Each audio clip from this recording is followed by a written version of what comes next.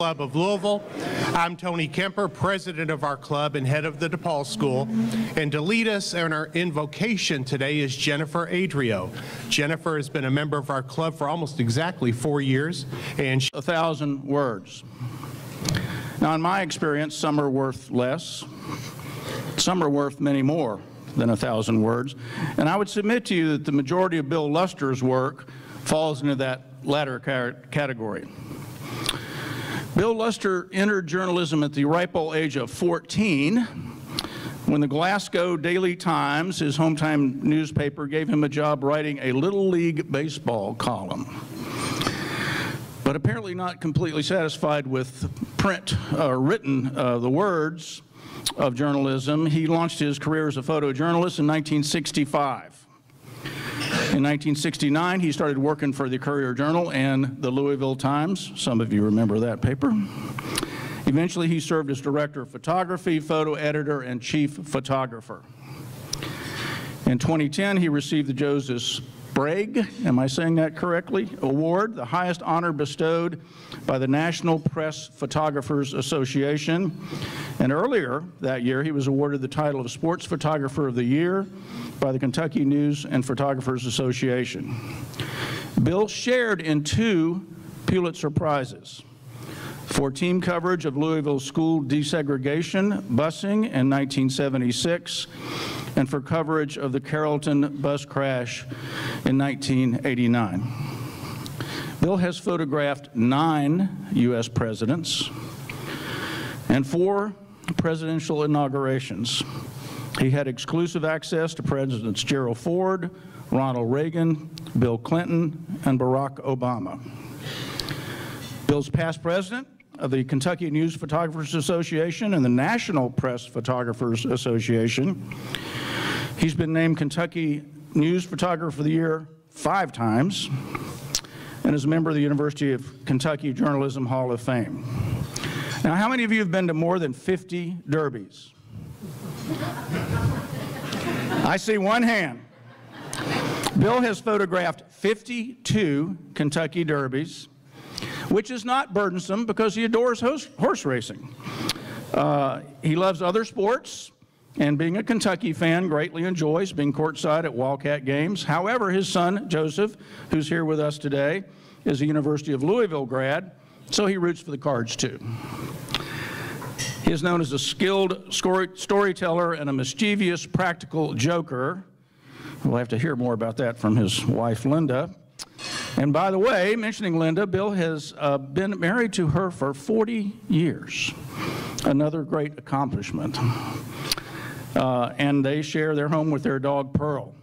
Joseph is a freelance writer from Charleston, South Carolina. Ladies and gentlemen, Bill Luster.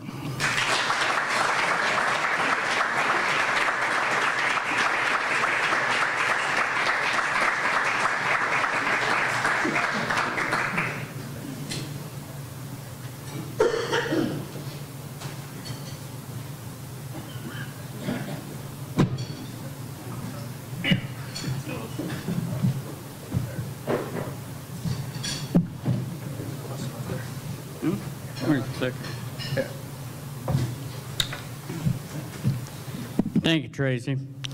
I look at Tracy most Sundays from the back. He and I go to church together, and Tracy sits up in front of me and pronounces that everything is okay, and I usually agree with him. But some of the things he just introduced me with are incorrect. One of which is I worked at the Glasgow Daily Times. That is correct, but he didn't talk about my first job at the Glasgow Republican, and I usually don't talk about that. Okay, guys, you're supposed to laugh there. But at any rate, Tracy and I have been friends for a long time, and I'm glad to know this wonderful Christian man.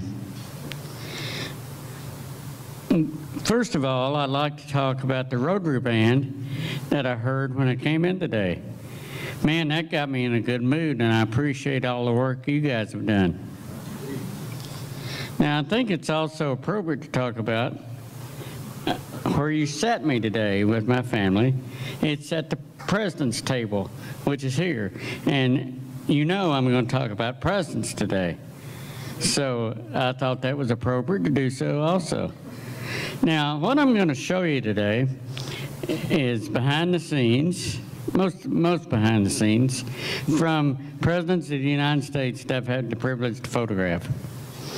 I started doing this in 1964 when my boss at the Glasgow paper said to me, he said, "We're going to Louisville tomorrow because the president's going to be in Louisville, October the 8th, 1964, and you're going to photograph him, but your assignment that day is to not only photograph Lyndon Johnson, but to photograph me." And I wonder, now why do I have to photograph me? So he finally tells me, he said, "I've made arrangements through the president's office for you to get a picture of me with the president." And I'm thinking, oh boy, this is going to be good. So at any rate, the president spoke at the Sealback Hotel on the top floor in the ballroom.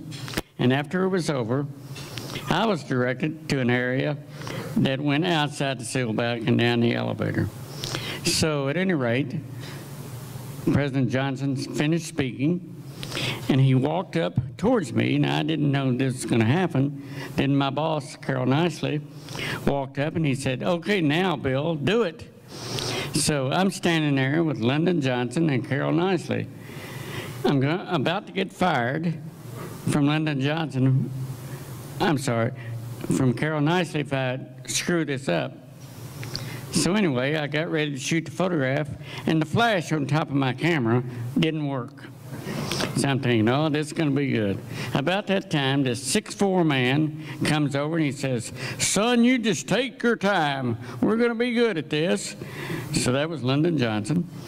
So we shot the picture and everything worked. So anyway, I've had the opportunity ever since then to photograph 9 presidents of the United States. Some have been fun to photograph, some have been okay to photograph, and some have been okay to photograph. I'm not calling any names, but anyway, we're going to show you some pictures today. Oh yeah, I'm supposed to hit this.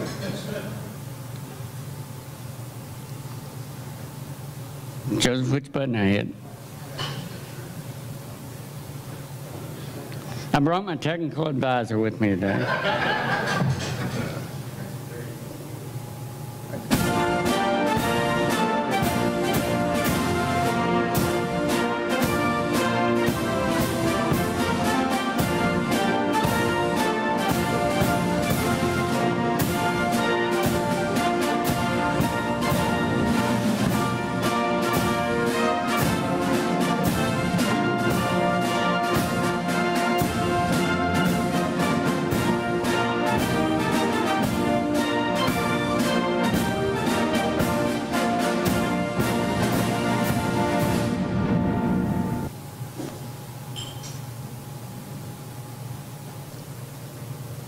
Minutes after I met Lyndon Johnson, I was put on the elevator at the Sealback, and he said, "Son, ride down to the first floor with me."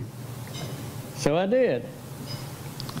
And he campaigned there in the Sealback in the hotel before going out to meet the multitudes outside. I've always wondered where these women and some of these men have ended up in life. 3 or 4 years later, I was assigned to Fort Campbell, where President Johnson went down to visit the troops and give them a cheerleading session about fighting in Vietnam. This was on the runway at Fort Campbell when he came over to salute the troops. We all know about this guy. And some of you might laugh, but Richard Nixon was a great president. Anyway, this is on the Battle of Louisville in 1968 when he was campaigning for the office, I got to really like Nixon a lot. He was very nice to me. He let me get up front and close to him, and he joked around a little bit, but he didn't tell me anything about what was to come later on. This is Nixon in 1966. He was campaigning for votes then, and he was loving everybody. And then this is his inauguration in 1969. Mamie Eisenhower and Mrs. Nixon and Julie is on the inauguration podium in Washington. And he liked to throw up his two fingers. I never figured that out. But at any rate, while he was campaigning here in Louisville, and he always put up a law and order theme everywhere he went, so he had his local police with their billy clubs on hand to prevent anything that might take place. It's in front of the Sealback that same year.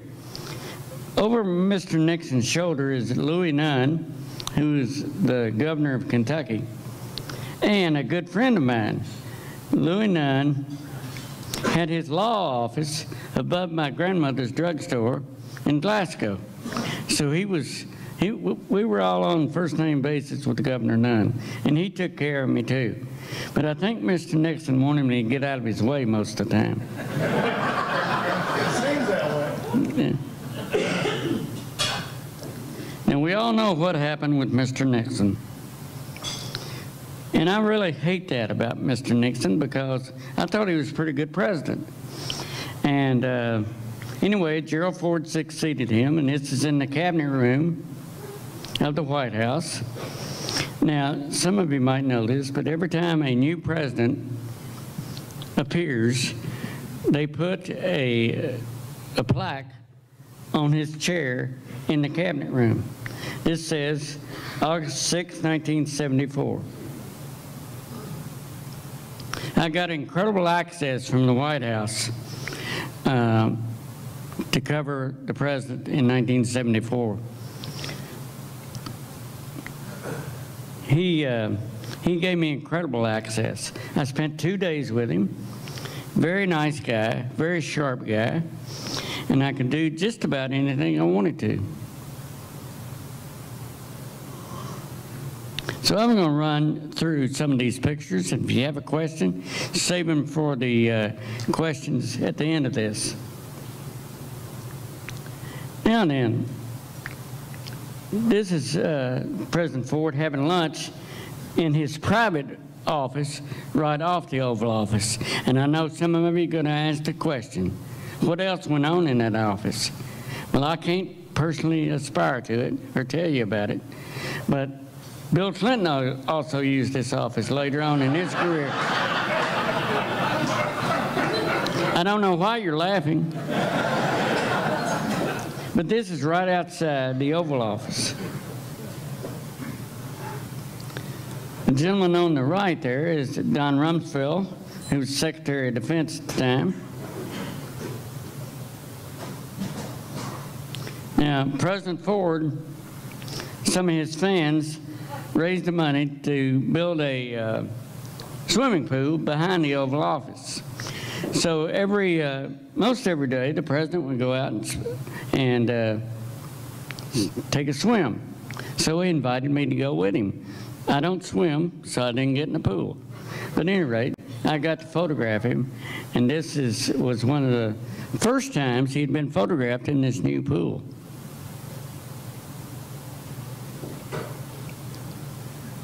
President Ford in the pool behind the Oval Office, and the building next to him is the old Executive Office building.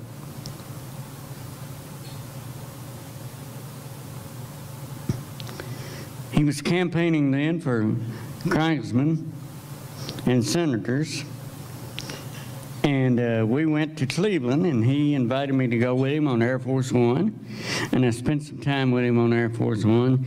And Gerald Ford was a wonderful man, a very likable man, and gave me plenty of access. I had more access than the kids, really. This is during the 1976 campaign when he lost to Jimmy Carter, which could have been a real shame. We took a wonderful train ride across the Midwest, going through Iowa and other states nearby. And then the man from Georgia came on, not on the same train, by the way. And Jimmy Carter campaigned a lot, and he eventually won the presidency. This is the night before the election. He's in Pittsburgh with his wife and other members of his team. And then this is at the Democratic National Convention later on. That's his mother, Miss Lillian. I got in a good position at the convention to make a picture of her. But I got in a better position at the 1980 convention after he'd beaten Edward Kennedy for the nomination. Photographers use all kind of lenses and so forth to get in position to make intimate pictures, but I got lucky. I used a friend of mine to make this picture. He happened to work for the Secret Service, and he worked here in Louisville, and he motioned me to come with him, and I'm up nearly on the podium behind Carter and Kennedy. And then we had a guy named Ronald Reagan come by. Now, I'd like to tell you about Ronald Reagan because I respected him as a man and as a president. And I respected the photographers that worked on his staff even more because they gave me a lot of access. Pete Souza, who has remained a good friend of mine over the years, got me into the Oval Office for the morning security meeting. That's Don Reagan, who was the chief of staff, and Vice President Bush, and the president. There's somebody else in the picture on the right, but I can't remember who at this point. At any rate, this is the morning security meeting. And Reagan chatted me up most of the morning and wanted to know where I was from and what I was doing there and so forth. Really good guy. This is in the Oval Office, and the door on the right there leads to the other little office where Clinton used later.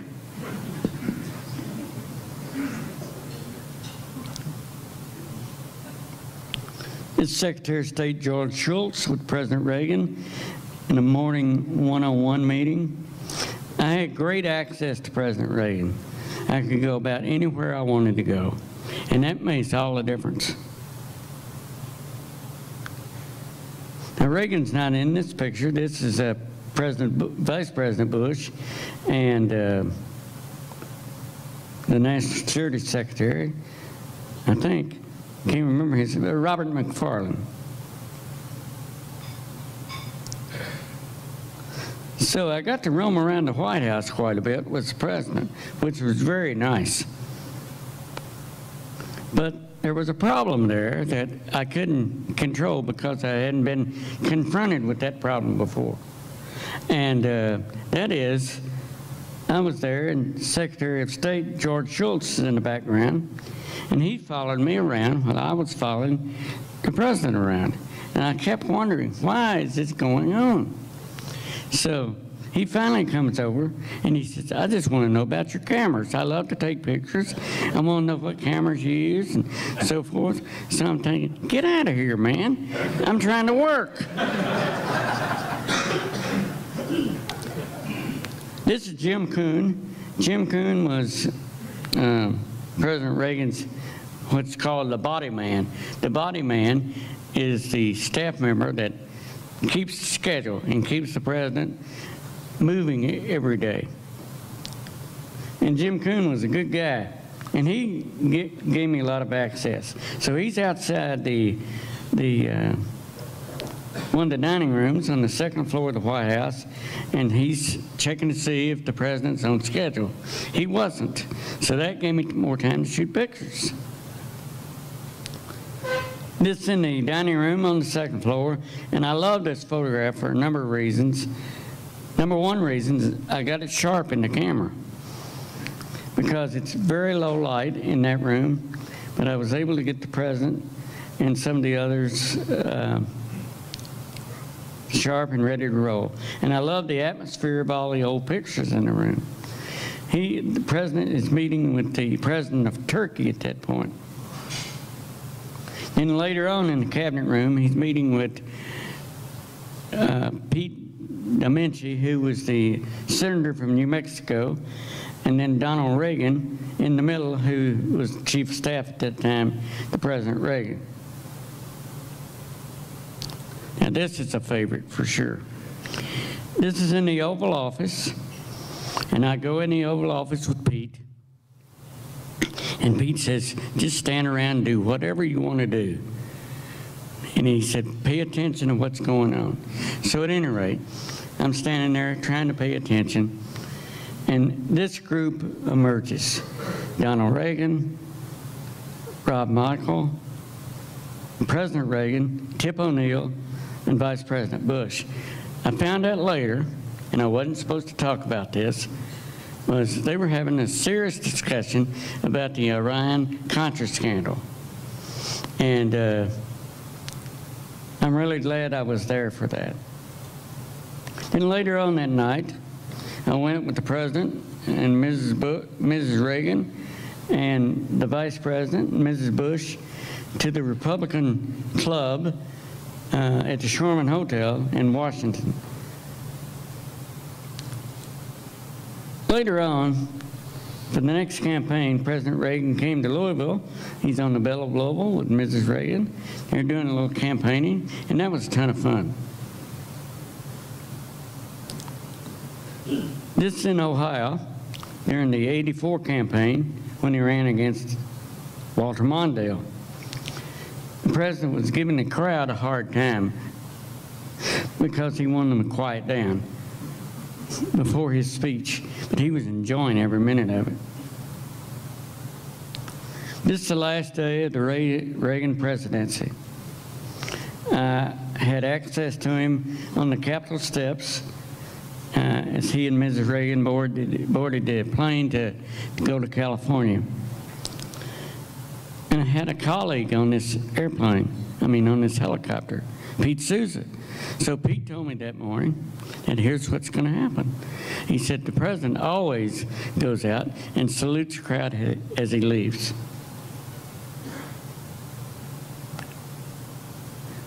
Now, President, what's that? Windy day. Windy day. Well, not really. This is the helicopter that President Reagan got on, but the helicopter was so close to Vice President Bush and Dan Quayle that they were blowing their hair. And of course, the women were just freaking out. They'd spent all this money to get their hair fixed for the inaugural.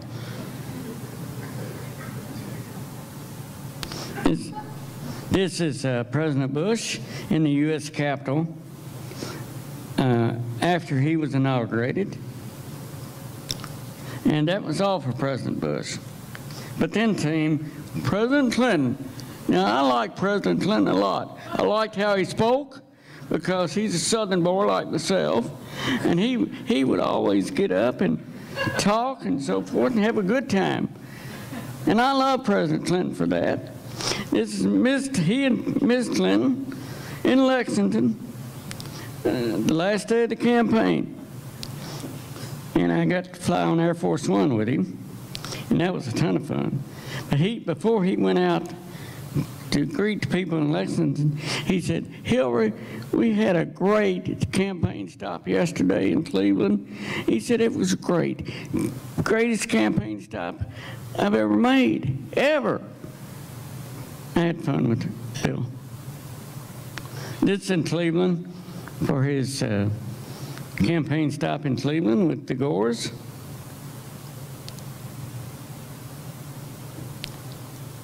we're missing the president. But the president's over here on the right, and this is in West Kentucky. The next year, not the next year, but the next time a president came to Kentucky and Indiana, it was President Bush, and he was in somewhere up in Indiana at this point. And I got lucky again to get on the presidential campaign.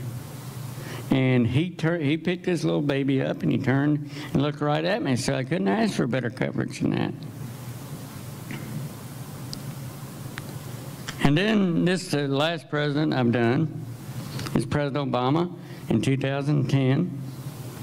He just come out of the crisis of the oil crisis in the Gulf of Mexico, and he was just coming back into the White House.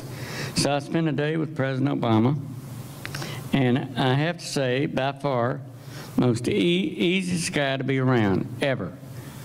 Really good guy. I'm not commenting on his politics one way or the other, but at any rate, is he in the Oval Office?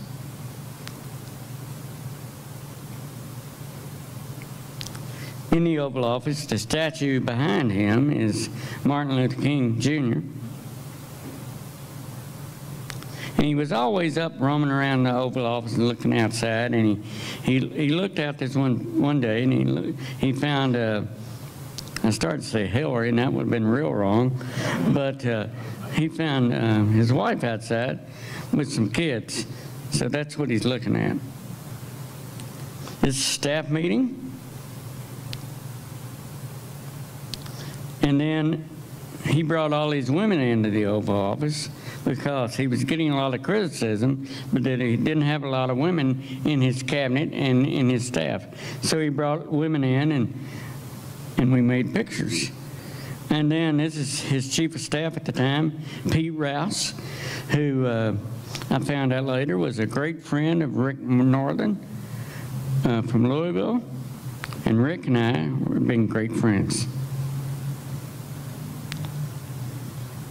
It's a group of Japanese Americans who came in the Oval to visit with the president. Now then, I have to tell the story with care, because Pete, my friend Pete Souza, said, whatever you do, just remember, you can't photograph a national security meeting. And I said, okay, I understand that. So he said, but I'm going to do you a favor, let you in for a few minutes. But when Mrs. Clinton sits down on the couch, you have to leave. He said, that's the official end of the meeting. So I said, fair enough, because I'd shoot a lot of pictures in 20 seconds, 30 seconds. But Mrs. Clinton took a liking to me. So she stood up a lot. And a lot. And the president was nowhere around. And I'm thinking, this is good. So the National Security Advisor, Tom Dodlin, Chairman of the Chief of Staff, Joint Chief of Staff, and Robert Gates, and Mrs. Clinton. So at any rate, I stood there and I photographed them for a while. And finally, Mrs. Clinton starts to sit on the couch. Okay, so I turned real quickly and started to move to exit the Oval Office. And who did I run into but the President of the United States? I ran smack into the man. And he said, don't worry about it. I get hit all the time. So I figured if he was comfortable with it, I was comfortable with it.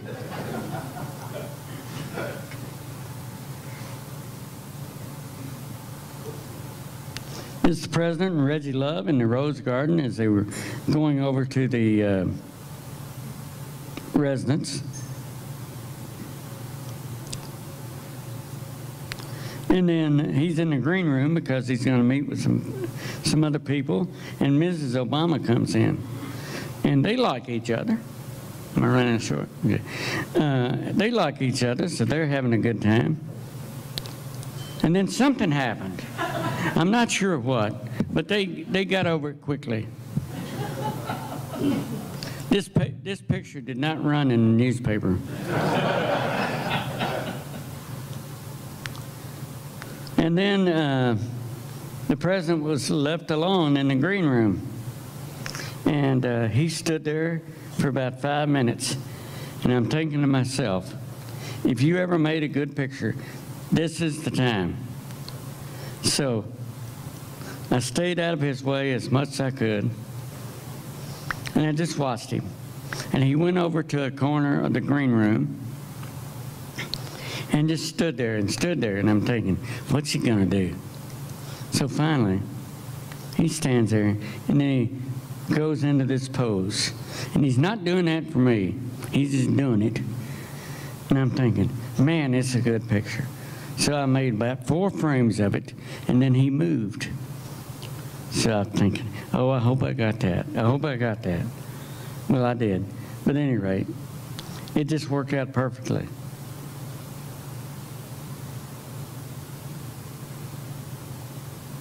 Before the group came in to visit with he and Mrs. Obama, the Marine Band was out in the main hallway of the White House, and they just struck up some music. So the president grabbed Ms. Obama, and they started dancing. And I'm thinking, hey, it can't get any better than this, folks. So he has to go back to work. This is down the colonnade outside the Oval Office. And then he gets in his elevator. This is about 9:30 at night to go upstairs. 2 Secret Service agents are with him, and I'm standing outside the elevator, shooting as hard and fast as I could.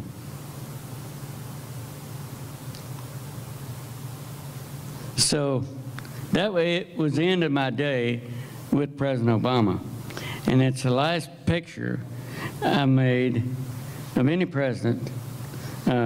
I retired shortly after that, and then Donald Trump became president, and I haven't photographed him yet, nor will I, because I'm away from the Courier-Journal. So thank you. If you have any questions, I'll be glad to answer.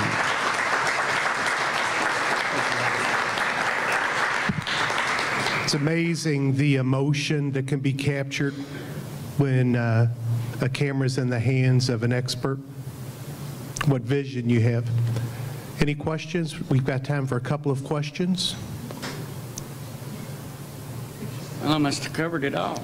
You did. You covered every bit of it. The breadth of your access is quite compelling too, Bill. The amount of access, which says a lot about you. Yeah, I'd like to talk about that real quick. Please. He asked about access. I was very fortunate to get a lot of access. With President Ford, we had a woman who I worked with at the Courier-Journal named Sandra Eisert.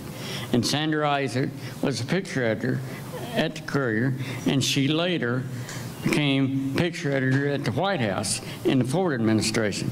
So I was able to parlay her access into my access. And then Pete Souza came along, and Reagan presidency, and then later on he became President Obama's chief White House photographer. So I worked some angles and got some access. Leland and John, our 2 questions, please. Okay. Thanks, Bill. This has been so much fun. One question is, what equipment did you use? And I assume most of those were on analog film and not digital. And the second, you made a comment about President Obama of what's he going to do next. And it made me wonder, how did you anticipate where to be, what the picture was going to be, and how to be there when it happened? For those of you who didn't hear the question, Leland asked, how do I anticipate where I'm going to be and all that sort of thing. Well, in the case of President Obama, wherever Pete went, I went, because Pete just published a great book, by the way, of his pictures from his 8 years in the White House. But anyway, as far as equipment, the first 8 presidents I photographed, I did with film, and I had a lot of scary moments processing that film. But the Obama pictures were done with digital cameras, and I love digital cameras. I never want to go back to anything but digital. It makes it so easy. The night after I got back to my hotel room, after photographing Obama, I got into I still call it roll of film, that had the picture of he in the window. I'm thinking, please be sharp, please be sharp. And I just went right to that picture, and it was sharp. And I breathed easy and went to bed. John, our final question. Bill, thank you so much. Your pictures were excellent, but I do have a question. Did you ever hear back that any of the presidents didn't like any of the photos that you took, maybe the angle or the content? They didn't like any of the pictures I took? Did any of the presidents not like the photos? Nixon probably had some things to say, but I can't remember. No, I mean, I got nice notes from several of them, Okay. so I assume they liked what I did, but Nixon didn't say much. What a wonderful presentation at President's Day. Thank you very much, Bill.